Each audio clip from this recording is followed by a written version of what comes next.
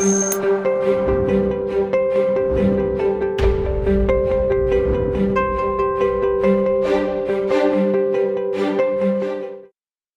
दूसरा पहलू में आपका स्वागत है। दूसरा पहलू में आज बात करेंगे देश में टैक्स के बढ़ते मकड़जाल की और चश्मा हटाने वाला दावा करने वाली दवा की। पहले बात टैक्स की मार की। केंद्र सरकार अब क्रेडिट और डेबिट कार्ड से 2000 रुपये से कम के ट्रांजैक्शन पर 18% जीएसटी लगाने की तैयारी कर रही है, जिसका असर ग्राहकों पर पड़ सकता है। हालांकि जीएसटी काउंसिल की मीटिंग में इस पर फैसला नहीं हो पाया और इसे फिटनेस कमेटी के पास भेज दिया गया, लेकिन व्यापारी वर्ग इसका कड़ा विरोध कर रहा है। इस खबर का दूसरा पहलू ये है कि व्यापारी वर्ग हो या फिर इंडस्ट्री, सरकार जो भी टैक्स लगाती है उसका असर आम जनता पर ही पड़ता है। सवाल ये है कि पहले से ही टैक्स के बोझ में दबे लोगों पर क्या एक और टैक्स थोपना ठीक होगा। दूसरी खबर में बात करेंगे चश्मा हटाने का दावा करने वाली आई ड्रॉप की। पिछले हफ्ते मुंबई की एंटोड फार्मा कंपनी ने दावा किया कि उसने प्रेसफू नाम से आई ड्रॉप बनाया है, जो करोड़ों लोगों की नज़दीक की नज़र का चश्मा हटा देगा। लेकिन ये दवा मार्केट में आती और चमत्कार करती, उससे पहले ही ड्रग्स रेगुलेटरी एजेंसी ने इस पर रोक लगा दी। इस खबर का दूसरा पहलू ये है कि अगर दवा का दावा गलत है तो फिर उसे अप्रूवल किस बेस पर मिला। कहीं ऐसा तो नहीं कि लेंस और चश्मे के बड़े मार्केट के विरोध की वजह से दवा पर रोक लगाई गई।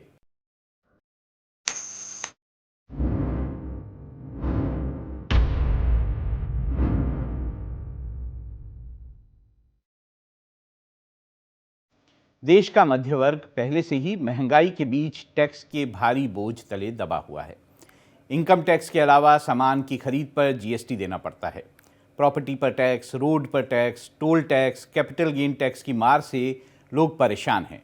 केंद्र सरकार अब क्रेडिट और डेबिट कार्ड से 2000 रुपये से कम के ट्रांजैक्शन पर 18% जीएसटी लगाने की तैयारी कर रही है, जिसका असर भी ग्राहकों पर पड़ सकता है। हालांकि जीएसटी काउंसिल की मीटिंग में इस पर फैसला नहीं हो पाया और मामले को फिटनेस कमेटी के पास भेज दिया गया, लेकिन व्यापारी वर्ग इसका कड़ा विरोध कर रहा है। पहले आपको दिखाते हैं पूरी खबर।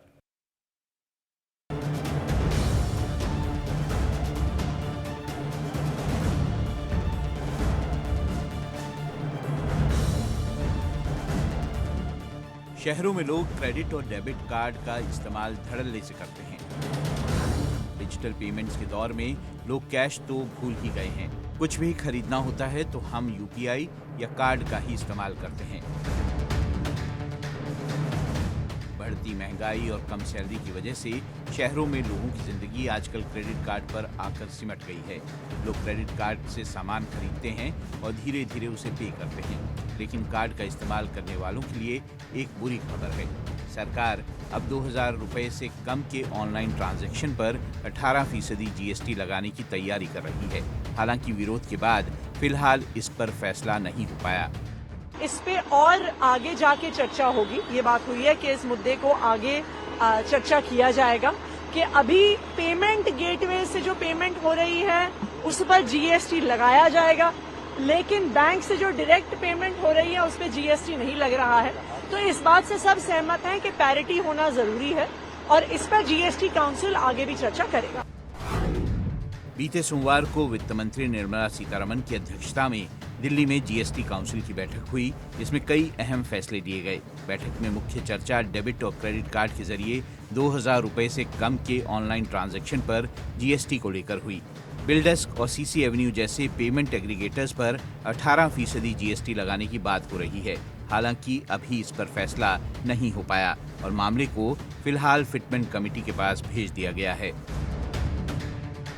जीएसटी काउंसिल की अगली बैठक में फिटमेंट कमेटी की राय के साथ इस प्रस्ताव को नए सिरे से रखा जाएगा। हालांकि देश का व्यापारी वर्ग इसका कड़ा विरोध कर रहा है और कह रहा है कि ये सरकार की डिजिटल इंडिया कैंपेन के साथ कुठाराघात होगा। आजकल छोटे से छोटा व्यापारी भी ऑनलाइन पेमेंट लेता है। अगर 2000 रुपये से कम के ट्रांजैक्शन पर टैक्स लगेगा तो लोग फिर से कैश की तरफ भागेंगे और दिक्कतें बहुत ज़्यादा बढ़ जाएंगी। सबने इसका भरपूर विरोध किया है, क्योंकि कोविड के बाद से जिस तरह से पूरे देश में डिजिटल ट्रांजैक्शन का प्रचलन बढ़ा है, दुकान वाले हों, फैक्ट्री वाले, रेस्टोरेंट, होटल, बैंक्वेट, एक फल वाला है, सब्जी वाला है, एक रिक्शा वाला है, वो भी ऑनलाइन ट्रांजैक्शन करने लग गया है। और वैसे भी नकदी ले जाना जोखिम भरा काम है, तो पिछले 4-5 सालों में वैसे भी भारत सरकार ने डिजिटल इंडिया कैंपेन चलाया था, तो अगर ये 2000 रुपए से कम की ट्रांजैक्शन पर 18% जीएसटी लगेगा, तो निश्चित रूप से भारत सरकार की जो डिजिटल इंडिया कैंपेन है उस पर भी कुठाराघात होगा। हालांकि कमेटी पहले भी काउंसिल को विकल्प दे चुकी है कि इस तरह के जीएसटी से ग्राहकों पर असर पड़ने की संभावना नहीं है, क्योंकि ये पेमेंट गेटवे पर लगेगा, लेकिन आशंका है कि पेमेंट एग्रीगेटर्स इस टैक्स का भार व्यापारियों पर डाल सकते हैं, जिससे व्यापारी ऑनलाइन पेमेंट लेने से आनाकानी करेंगे या फिर ग्राहकों से वसूली करेंगे। देश में फिलहाल कुल डिजिटल भुगतानों में से 80% से ज्यादा भुगतान 2000 रुपए से कम के होते हैं। 2016 में नोटबंदी के दौरान सरकार ने एक अधिसूचना जारी की थी और पेमेंट एग्रीगेटर्स को डिजिटल लेन देन पर व्यापारियों को दी जाने वाली सेवाओं पर कर लगाने से रोक दिया था। एग्रीगेटर्स फिलहाल व्यापारियों से प्रति लेन देन 0.5% और 2% शुल्क लेते हैं। ऐसे में अगर इन छोटे भुगतानों पर जीएसटी लागू होता है तो पेमेंट एग्रीगेटर्स इस अतिरिक्त लागत को व्यापारियों पर डाल सकते हैं। तमाम आशंकाओं और व्यापारियों के विरोध के चलते काउंसिल के कई सदस्यों ने ऑनलाइन ट्रांजैक्शन टैक्स पर आपत्ति जताई है, जिसके बाद फैसला लिया गया है कि मामला फिर से फिटमेंट कमेटी को विचार करने के लिए भेजा जाएगा। हालांकि कहा जा रहा है कि फिटमेंट कमेटी के फैसले का असर यूपीआई के जरिए पेमेंट करने वालों पर नहीं पड़ेगा। पेमेंट एग्रीगेटर्स को ये टैक्स सिर्फ डेबिट कार्ड, क्रेडिट कार्ड और नेट बैंकिंग के जरिए किए गए पेमेंट्स पर ही देना होगा। अब इस खबर का दूसरा पहलू देखिए। छोटा व्यापारी वर्ग हो या फिर बड़ी इंडस्ट्री, सरकार जो भी टैक्स लगाती है इनडायरेक्ट तरीके से इसका असर आम जनता पर ही पड़ता है। कंपनियां सामान का रेट बढ़ा देती हैं और कारोबारी उसे जनता से वसूलते हैं। सवाल यह है कि मध्य वर्ग से अंधाधुंध टैक्स की वसूली क्यों? विपक्ष इसे टैक्स टेररिज्म कह रहा है। प्रॉपर्टी से लेकर कैपिटल गेन तक, माचिस से मकान की खरीद तक लोग टैक्स के चक्रव्यूह में फंसे हुए हैं। सवाल यह है कि पहले से ही टैक्स के बोझ में दबे लोगों पर क्या एक और टैक्स थोपना ठीक होगा?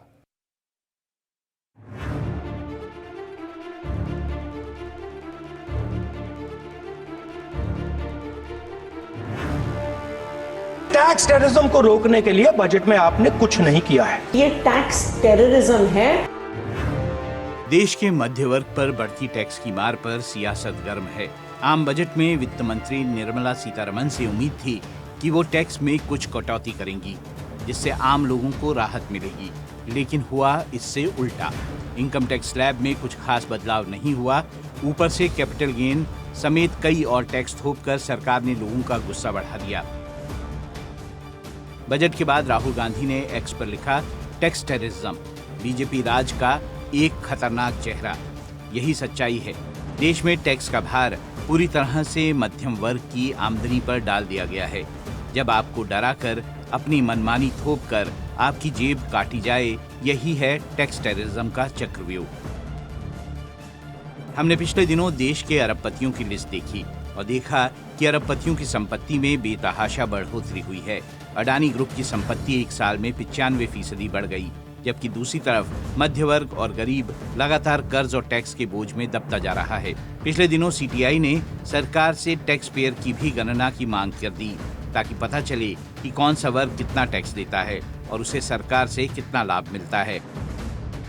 सरकार टैक्स पेयर्स की भी जातिगत जनगणना करे, जिससे लोगों को पता चल सके कि किस जाति के लोग सरकार को कितना टैक्स देते हैं। तो टैक्स पेयर्स का जातिगत जनगणना बहुत जरूरी है, क्योंकि सरकार जो नीतियां बनाती है, बीमा, पेंशन, मेडिकल, वो पता ही नहीं चल पाता कि जो टैक्स पेयर्स हैं उनको वो सुविधा मिल रही है या नहीं मिल रही है।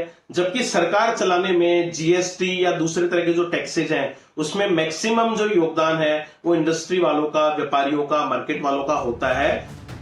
आइए आपको दिखाते हैं कि देश में कितने तरह का टैक्स वसूला जा रहा है। पहले डायरेक्ट टैक्स के बारे में जान लीजिए। इनकम टैक्स सैलरी या कारोबार से कमाई के हिसाब से 5% से 30% तक वसूला जाता है।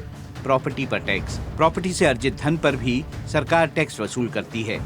प्रॉपर्टी खरीदने पर टैक्स, अगर आप कोई प्रॉपर्टी खरीदते हैं तो उसमें भी स्टैंप शुल्क देना होता है। LTCG टैक्स यानी long term property gain tax. यदि आप 1 साल के बाद कोई प्रॉपर्टी, स्टॉक या इक्विटी बेचते हैं तो उसमें 12.5% टैक्स देना होगा। STCG टैक्स यानी शॉर्ट टर्म कैपिटल गेन।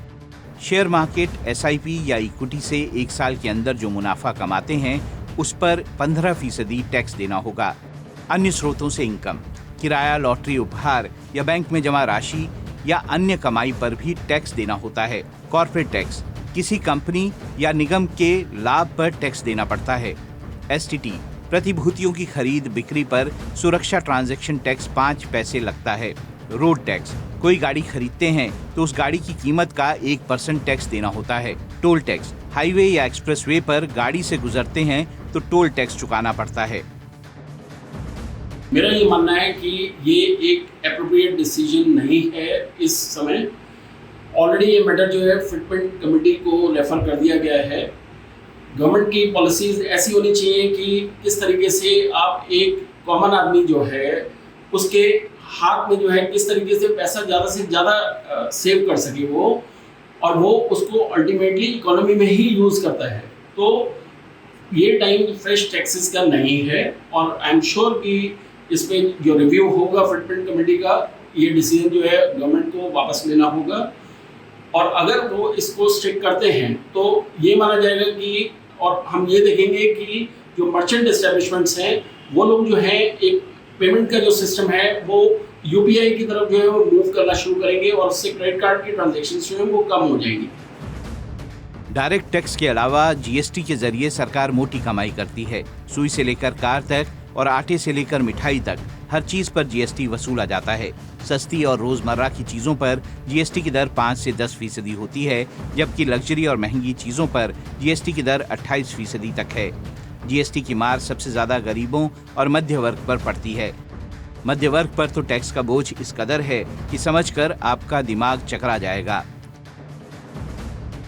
एक नौकरी पेशा शख्स पहले सैलरी पर इनकम टैक्स देता है, फिर सेविंग्स पर कैपिटल गेन टैक्स देता है, प्रॉपर्टी खरीदने पर टैक्स देता है, प्रॉपर्टी बेचने पर टैक्स देता है, रोड टैक्स के बाद टोल टैक्स देता है, बैंक में जमा अपनी राशि पर मिले ब्याज पर टैक्स देता है, खाने से लेकर कपड़े तक कुछ भी खरीदें उसमें GST देता है। ये समझिए कि एक आम आदमी मल्टीपल टाइम टैक्स देता है। इसलिए विपक्ष बार बार आरोप लगाता है कि देश में टैक्स टेररिज्म है। पूरे देश में अगर कोई भी व्यक्ति छोटा बिजनेस चलाता है तो रात को उसको फोन कॉल आता है इनकम टैक्स डिपार्टमेंट से, GST से, और टैक्स टेररिज्म का वो शिकार हो जाता है। इस टैक्स टेररिज्म को रोकने के लिए बजट में आपने कुछ नहीं किया है। ये टैक्स टेररिज्म है और रिसर्च ग्रांट्स पर GST नहीं लगना चाहिए, चाहे वो सरकार ग्रांट दे रही हो, चाहे वो कोई प्राइवेट कॉरपोरेट ग्रांट दे रही हो, चाहे कोई चैरिटेबल ऑर्गेनाइजेशन ग्रांट दे रहा हो। GST के अलावा एक्साइज और कस्टम ड्यूटी भी सरकार वसूलती है, जिसका इनडायरेक्ट असर आम जनता पर ही पड़ता है। अब जरा टैक्स से सरकार की कमाई पर भी नजर डाल लीजिए। साल 2023-24 में सरकार ने 5,65,815 करोड़ रुपए डायरेक्ट टैक्स से वसूले हैं। इसमें कॉर्पोरेट टैक्स कलेक्शन 2,52,574 रुपए का है, जबकि पर्सनल इनकम टैक्स 3,91,628 करोड़ रुपए है। STT के जरिए सरकार को 10,234 करोड़ रुपए मिला है। दूसरी तरफ GST से सरकार को सबसे ज्यादा कमाई होती है। जून महीने में GST कलेक्शन 1.74 लाख करोड़ रुपए रहा। हर महीने GST कलेक्शन में बढ़ोतरी हो रही है। सवाल ये है कि महंगाई और बेरोजगारी के बीच आम जनता पर इतना टैक्स की मार क्यों? भारत जैसा जटिल टैक्स सिस्टम शायद ही किसी और देश में होगा, लेकिन तमाम सरकारी योजनाओं और विकास की रफ्तार को तेज रखने के लिए सरकार टैक्स में राहत नहीं देती है।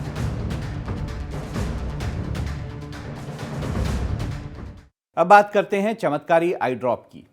आंखों में एक बूंद दवा और चश्मे की छुट्टी। मुंबई की एंटोड फार्मा कंपनी ने दावा किया है कि उसने प्रेसवू नाम से आई ड्रॉप बनाया है, जो मायोपिया और हाइपरमेट्रोपिया के इलाज में कारगर साबित होगा। इसके नियमित इस्तेमाल से पास की नज़र का चश्मा हट सकता है। फार्मा कंपनी के दावे से मेडिकल के क्षेत्र में जैसे भूचाल आ गया। कंपनी ने प्रेसवू आई ड्रॉप पिछले हफ्ते लॉन्च किया था। अगले महीने से ये मार्केट में आने वाला था, लेकिन उससे पहले ही ड्रग्स रेगुलेटरी एजेंसी ने इस पर रोक लगा दी। आखिर ऐसा क्यों हुआ, पहले देखिए ये पूरी खबर।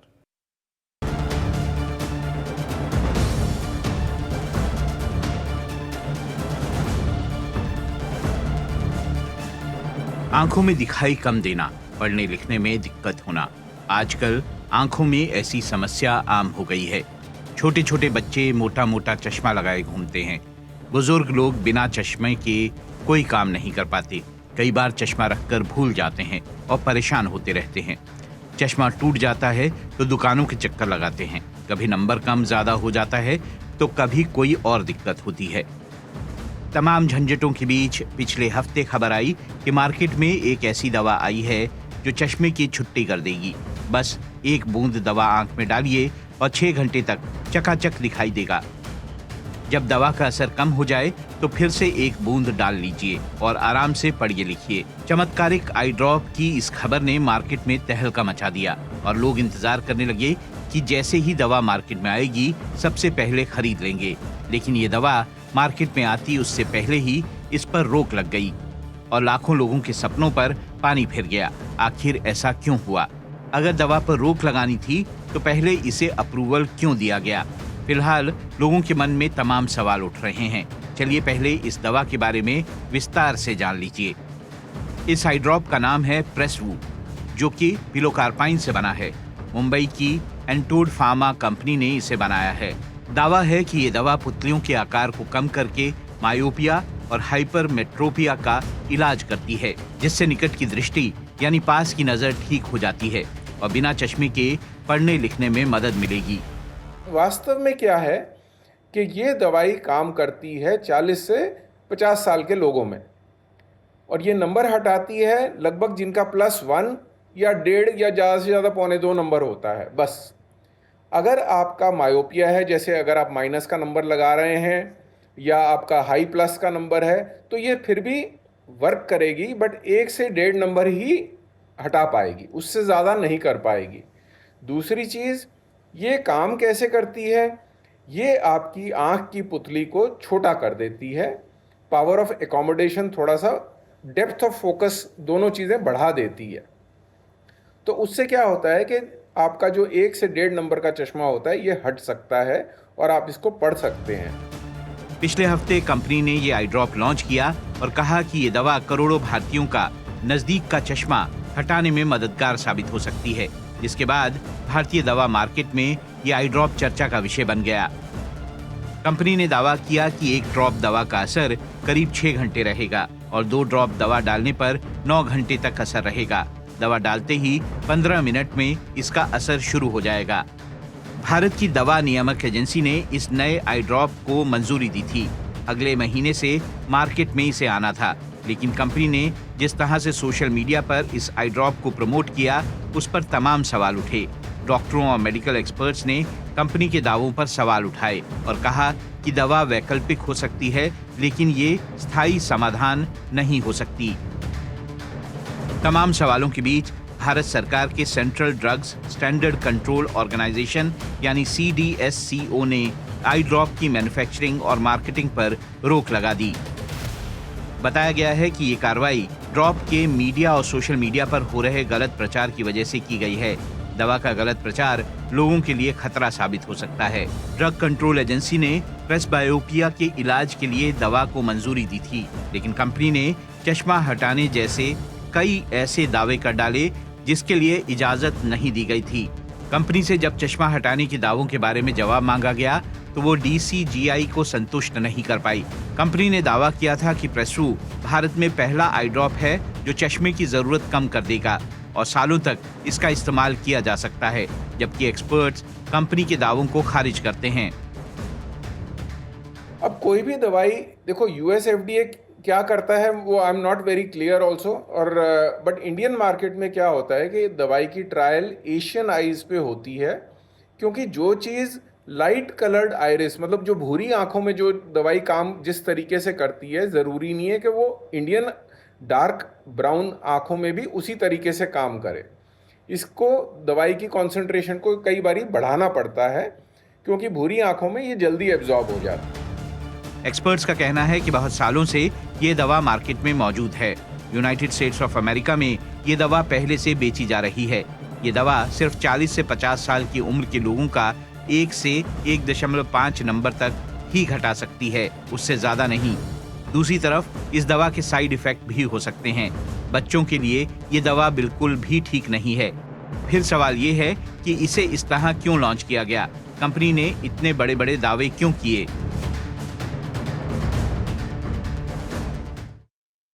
इस खबर का दूसरा पहलू यह है कि जब भी कोई दवा मार्केट में आती है तो पहले उसे लंबे ट्रायल के दौर से गुजरना पड़ता है। कंपनी दवा का हर वर्ग के लोगों में लंबा ट्रायल करती है और इसके साइड इफेक्ट्स पर गौर करती है। ये दवा यूएसए में लॉन्च हो चुकी है। कुछ लोगों में इसका फ़ायदा हुआ है, लेकिन भारतीय आंखों पर इसका पूरा ट्रायल नहीं हुआ। ऐसे में सवाल ये है कि इस दवा को ड्रग कंट्रोलर ऑफ इंडिया से अप्रूवल कैसे मिल गया। दूसरी तरफ सवाल ये भी है कि कहीं ऐसा तो नहीं कि लेंस और चश्मे के बड़े मार्केट ने इस दवा का विरोध किया, इस वजह से इसका अप्रूवल रद्द कर दिया गया।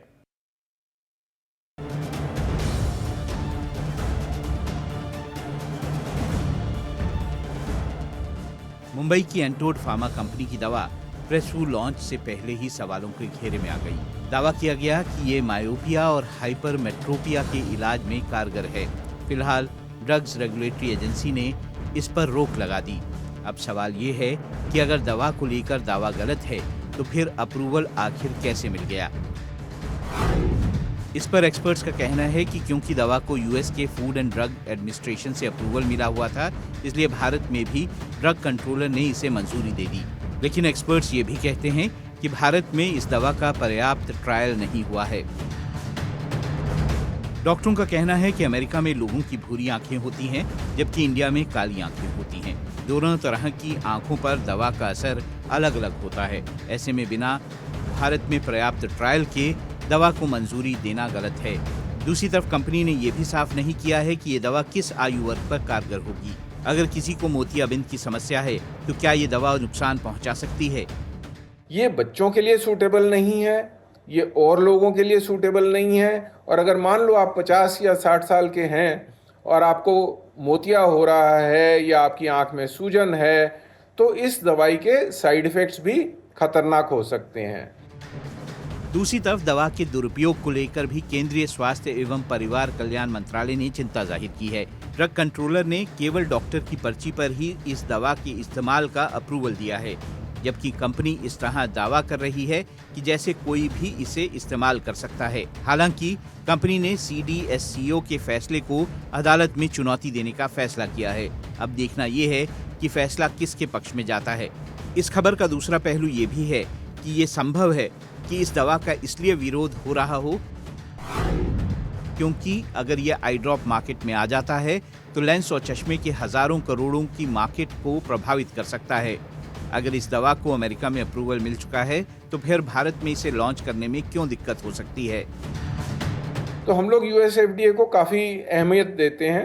इंडियन मार्केट में ट्रायल हो जाएगी और फिर से ये आ जाएगी, बट विद डिस्क्लेमर कि भैया ये दवाई सबके लिए नहीं है, हर एक किस्म का चश्मा नहीं हटा देगी, सिलेक्टेड लोगों के लिए ये इसकी इंडिकेशंस हैं। और इसको इस्तेमाल करने से पहले आप अपने डॉक्टर से ज़रूर कंसल्ट करिए। पता चला आपकी आंख में सूजन है और आप ये दवाई डाल रहे हो तो फिर तो आप दुविधा में पड़ जाएंगे। डॉक्टरों का कहना है कि दवा स्थायी समाधान नहीं है, ये थोड़ा बहुत फायदेमंद हो सकता है, लेकिन कंपनी का इस तरह का दावा गलत है। फिलहाल फैसला कोर्ट को करना है। अब आपको दिखाते हैं एक ऐसी खबर जो आपके चेहरे पर मुस्कुराहट ला देगी। ये खबर है दिल्ली के राजौरी गार्डन की, जहां रघुवीर नगर पुलिस चौकी चर्चा का विषय बनी हुई है। वजह है पुलिस चौकी पर मौजूद लाइब्रेरी, जहां आपको बच्चे पढ़ते हुए दिखाई देंगे। रघुवीर नगर चौकी में दिल्ली पुलिस एक ऐसी लाइब्रेरी चलाती है जहां प्रतियोगी परीक्षाओं की तैयारी के लिए छात्रों को उचित माहौल मिल रहा है। लाइब्रेरी में छात्र सुबह 6 बजे से 11 बजे तक बैठकर परीक्षाओं की तैयारी करते हैं। लाइब्रेरी में प्रतियोगी परीक्षाओं से जुड़ी किताबों के साथ बैठने की भी अच्छी व्यवस्था है। चौकी में पढ़ने वाले बच्चे दिल्ली पुलिस, CBI समेत कई दूसरे महकमों में सिलेक्ट भी हो चुके हैं। देव, आप किस चीज़ की तैयारी कर रहे हैं? CA की तैयारी कर रहे हैं। जी। कब से कब आते हैं आप यहाँ पे? कब तक पढ़ते हैं? समय 5 बजे तक। शाम को 5 बजे तक पढ़ते हैं। तो यहाँ पे आपको क्या क्या चीजें मिलती हैं? हाँ, बुक्स मिलती है और बुक्स और तमाम जो दूसरी सुविधाएं वो मिल रही हैं आपको। तो आप किस चीज की तैयारी कर रहे हैं यहाँ पे? नीट की तैयारी कर रहे हैं। लेकिन नीट की भी तैयारी यहाँ पे हो रही है कि डॉक्टर बच्चों को बनना है, तो यहाँ पे तैयारी करने का पूरा माहौल दिया जा रहा है। कब से रुचि यहाँ पे आप आ रही है? Sir 1 month. क्या नाम है भाई आपका? दक्ष। आप किस चीज की तैयारी कर रहे हैं? सर सीए की तैयारी कर रहे हैं। कब से आप यहाँ पे आ रहे हैं? सर 1 साल हो गया मेरे को। 1 साल हो गया। तो अभी आप कहाँ तक पहुँचे हैं? सर मैं अभी सीए इंटर में हूँ। सीए इंटर में है। तो यहाँ का माहौल कैसा है? कैसा आपको माहौल मिल रहा है यहाँ पे? पढ़ाई करने का मन करता है, नहीं करता है? सर यहाँ पर मतलब ये है कि सर घर में तो ज़्यादा स्पेस होता नहीं है, और सर यहाँ पर एकदम कंफर्टेबल होके सर अपना जितना सर स्टडी के वो होता है ना सर, जितना सर हम एम करके चलते दिन का, तो सर उतना पढ़ लेते हैं हम आराम से। दूसरा पहलू में आज इतना ही। कल फिर मिलेंगे शाम 7 बजे कुछ और खबरों और उनके दूसरे पहलुओं के साथ। तब तक मुझे यानी राहुल महाजन को दीजिए इजाज़त, लेकिन आप बने रहिए हमारे साथ, क्योंकि इंडिया डेली पर अभी कई और खबरें बाकी हैं।